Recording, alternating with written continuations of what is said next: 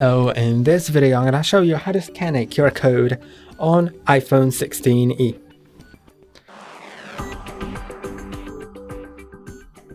Scanning QR codes is really intuitive. You just need to go to the camera app and that will allow you to scan the QR code. So here's the camera app here.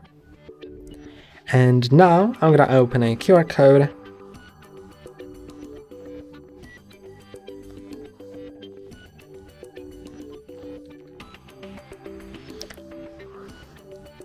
And I'm gonna just hover over that QR code with the iPhone 16e. It'll show the link, I can click on it and I can go to the browser and it'll open that link. As you can see, I'm in the HardReset.Info website, and also you can scan the QR codes from a photo that you have taken.